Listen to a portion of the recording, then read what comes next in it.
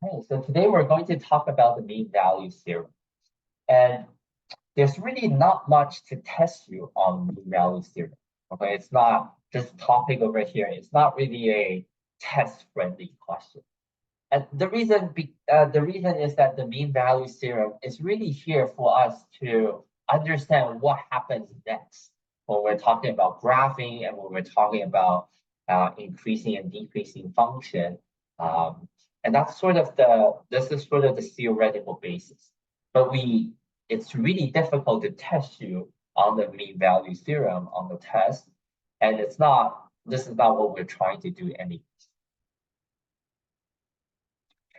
Um, So here, we're going to start with something called the row theorem.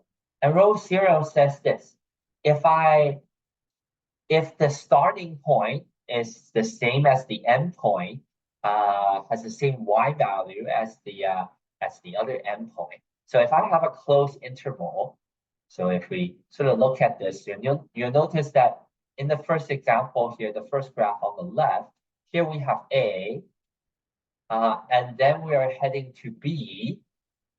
So it ends at B.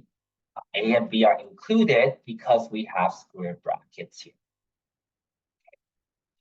So in this example, if we have a function that is continuous within this interval, so what that means is that if our function is connected in one straight line like this, or okay, maybe not one straight, one smooth line where it's continuous and we didn't lift our pen, then we know that there is a point somewhere in the middle where the derivative is equal to 0.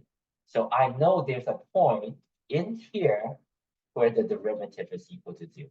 Now, I don't know where the point is. The point might be right in the middle, like in this case.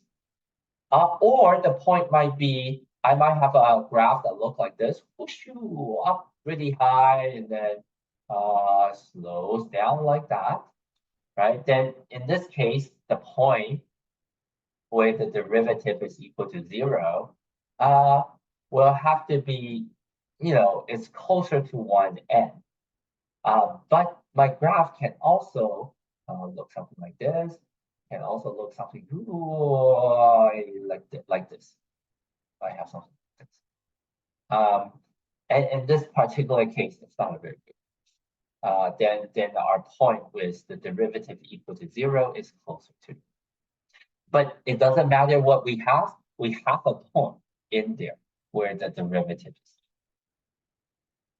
And if you think about it, it makes sense because if I have a smooth curve, if I have a smooth differentiable curve, what happens is that if I go up, then at some point I have to turn around and come down. And at the maximum point, we can draw the tangent line and have the tangent line be completely horizontal and have the slope be equal to 0. Now we can have a graph that goes underneath like this, and our C would be one of this point at the bottom where the derivative is equal to 0. We could have two of these points. Okay, so we could have two of these points. It doesn't just have to be one. But the key here is that we have at least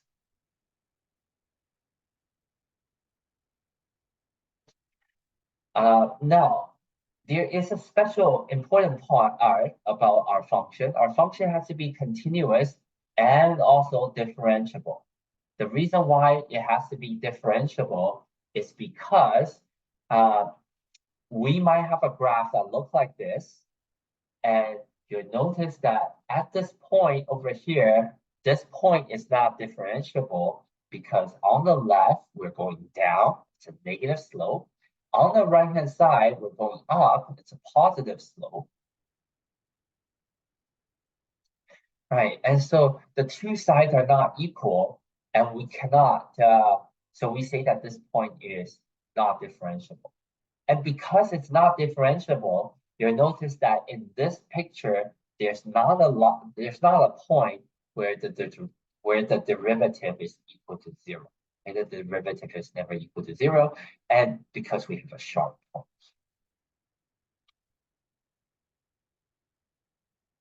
Now, if you look at the proof of the Rolle's theorem, the proof pretty much says that there are three cases.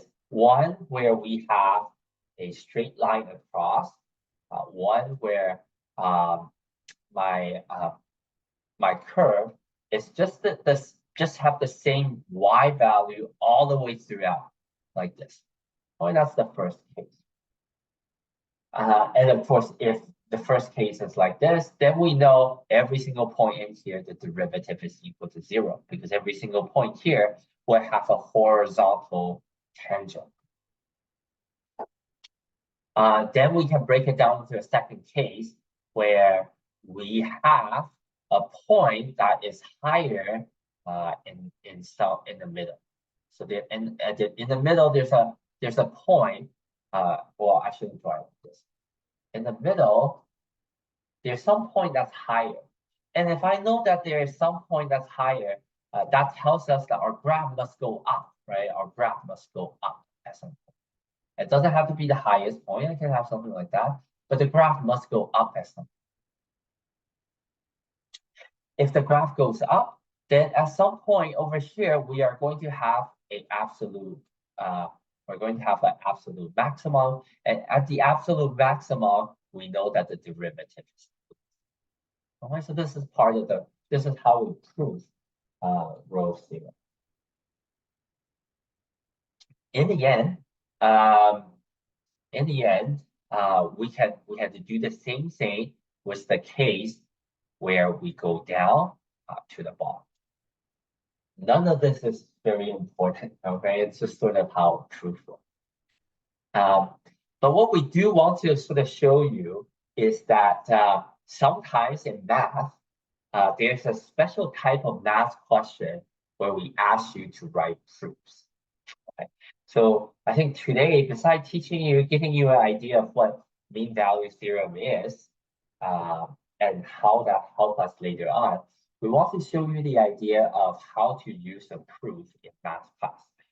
In case you're interested in math and you end up taking more math classes, and perhaps one day we'll ask you to, you'll be encountered to write some proofs. And when we write proofs, we need to sort of, or when we're using a proof, or when we are using a theorem. In this case, we're using a theorem. We're using the Rolle's theorem. And in order for us to use the theorem, it's a little bit like trying to say that a point is continuous.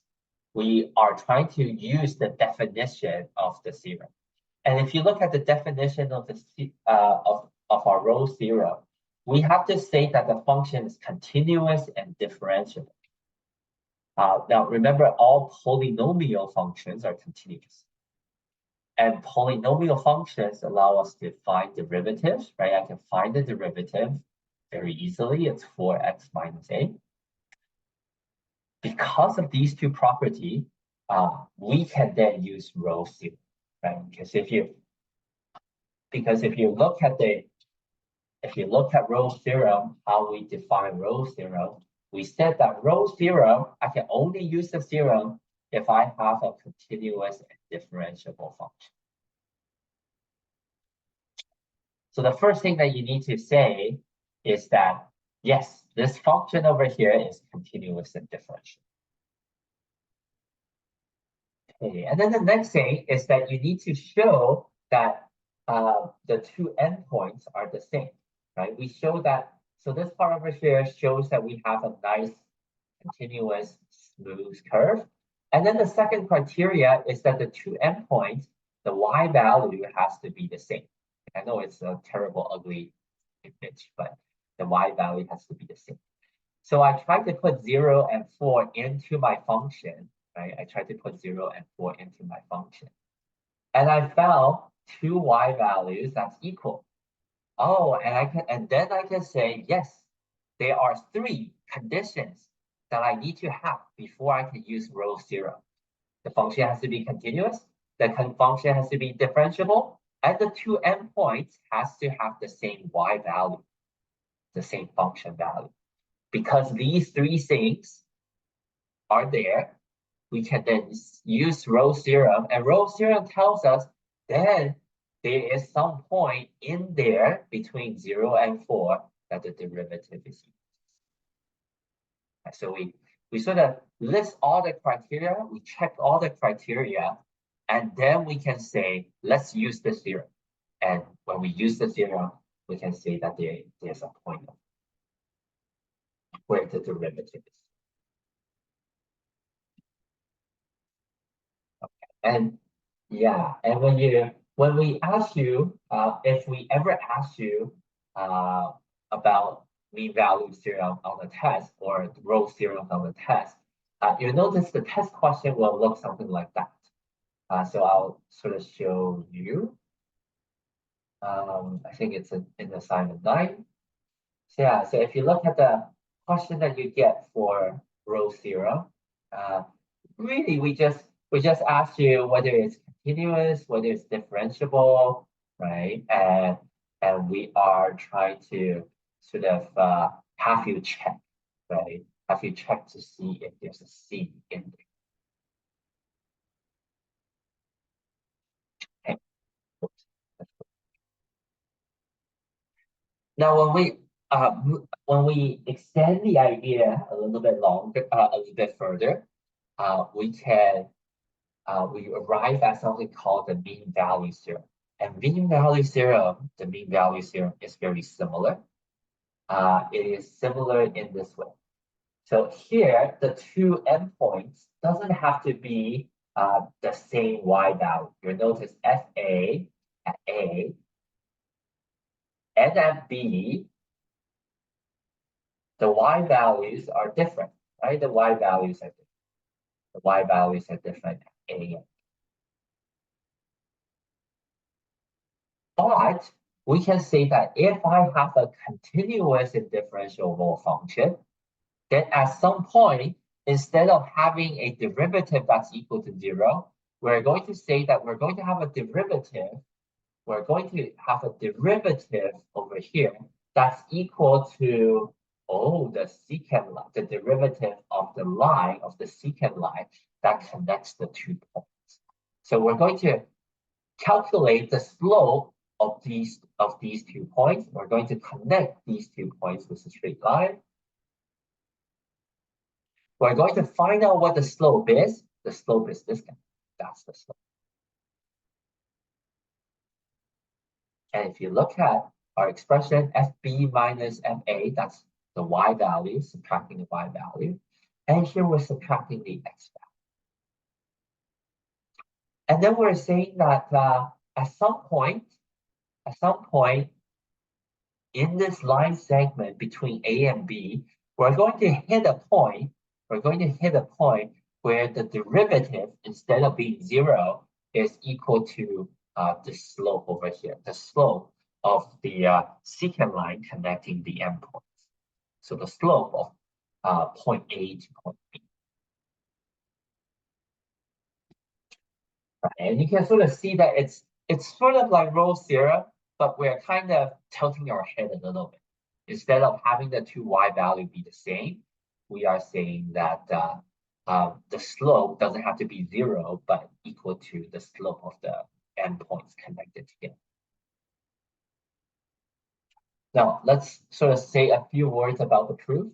The proof really works the same way. And what we're going to do is we're going to find the equation. We're going to find the equation of the line connecting the two endpoints. And we're going to just, instead of define our function normally, we're going to define our function as the difference between the function itself and this secant. So what that means is that we're going to just measure what the difference is. At the very beginning, the difference is 0, right? The two lines are the secant line, the orange line, and the blue line are equal. So it's 0 here. And now this is going to be a negative number, getting bigger and bigger and bigger because the two lines are further and further apart. And then we're going to say that the number becomes, close to 0 again, and now it's going to be positive, and then eventually be back to 0.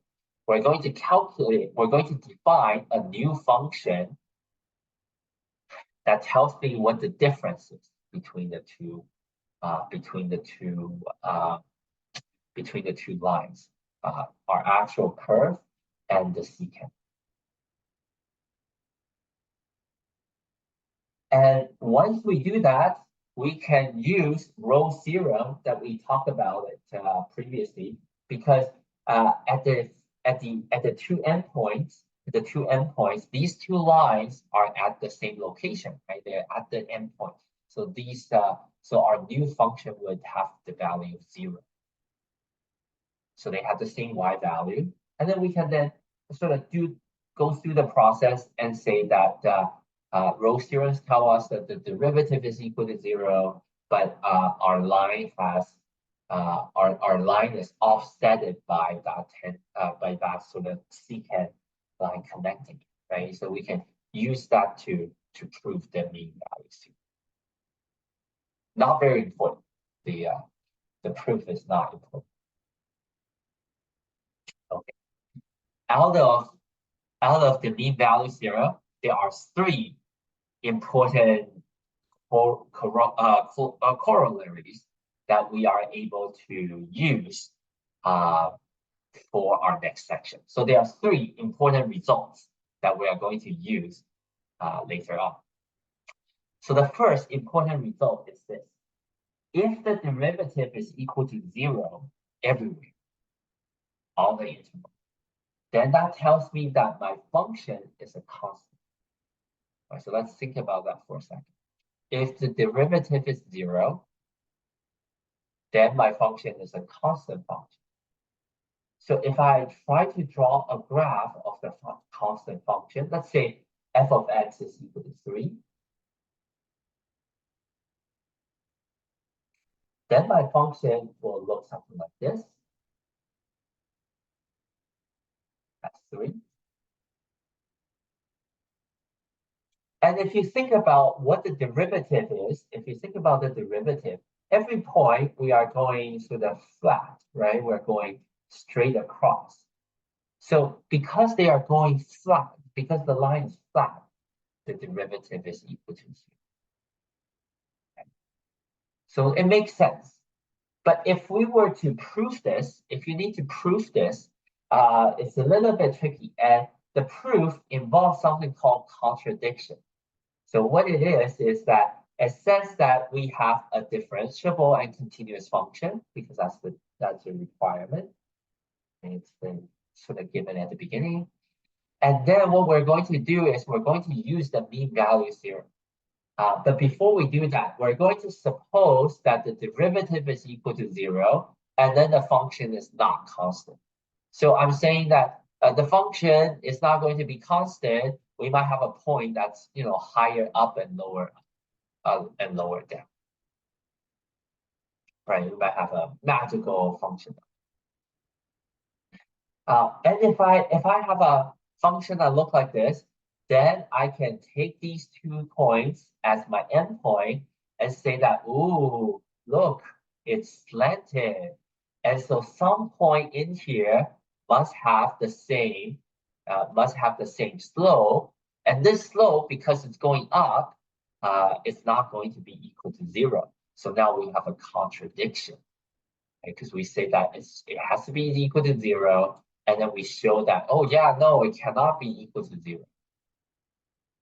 So this is a special type of way that we use to do our proof. This is something called proof by contradiction. So we first assume everything out here is true, and then we try to work a little bit and show that we arrive at a contradiction, which is what we have here. We have derivative equal to 0, and then we have derivative is not equal to 0, and the 2-point contradiction. Okay, but really, in terms of our math, our business calculus class, all you have to know for today, besides the definition of the mean value theorem and sort of how to do the homework question with it, is really to know that when the derivative is equal to 0, my function is a constant. Or if my function is if my derivative is equal to 0, then my function is constant. Okay, second thing. If the derivative of two functions are equal, then the two original functions are only differ by some constant. So they are sort of offset and translated vertically. Uh, and so, and this is sort of important result later on when we do graphing. Okay, when we do graphing. The proof itself is not difficult. The proof itself is the same. It's the same as what we did before. But in this case, what we're going to do is we're going to do the same thing. We're going to create a new function out of the difference of the two graphs, f prime, f function of f minus function of g.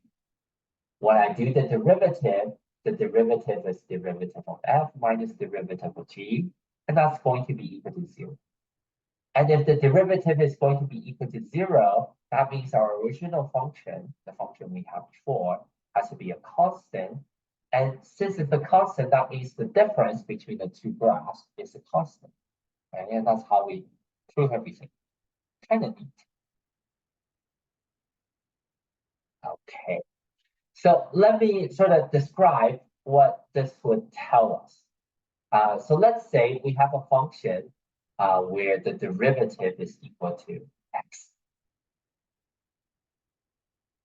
So let's say we have a function, and our function, this is a derivative function. So this is f prime or g prime, and this is just a function of x equal to x. Then if I look at the original function, the original function can be, for the two graphs, can be different. They don't have to be the same. And what we are saying is that I can have a function that looks like this. Oh. So let's say I have f can be x squared plus 3. Right? And if you think about taking the derivative of this function, you'll get x. Right? You'll get x. Now, if I have another function down below here, and we're going to say this is my function g. G over here is going to be x squared minus 1. And if you think about it, the derivative of g is also x. It's also x. Well, f and g are different, right? They're different, but they're not that different. They're only different by 4, right? If you look at it, it's the same function, but f here we plus 3, g over here we minus 1. So the difference is 4. They differ by a constant 4. So they're not that different. They're only different by a constant. Yeah, nothing else. So this is sort of the second important idea that you need to know for this section. And if you're planning on taking the next calculus class, this is an important result because that's what happens. Because next calculus class, we are always going to go from the derivative back into the original function. We're going to do integration in the next calculus.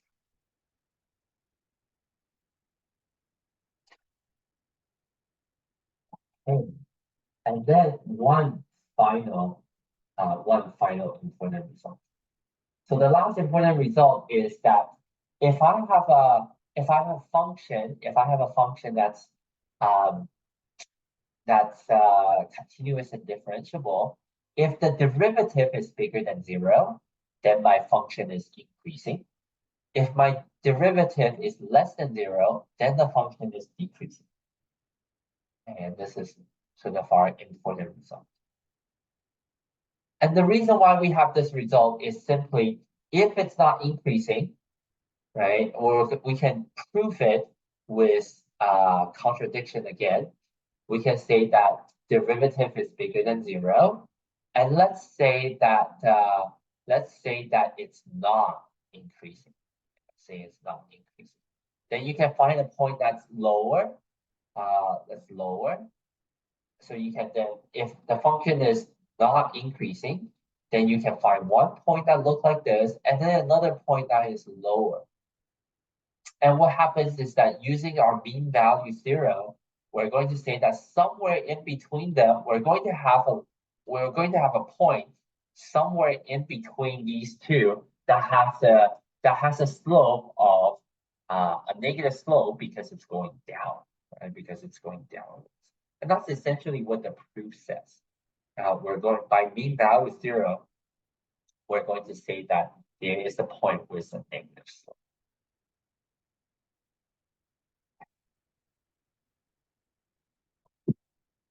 Okay, so in the end, the big picture that you need to know from this section is this. When the derivative is positive, that means our function is increasing. Our line is going up as we move from left side to right hand side. When the graph is heading down from left to right, then we say that the function is decreasing. And by that, we mean that the first derivative is less than 0. When the first derivative is bigger than 0, remember that our function is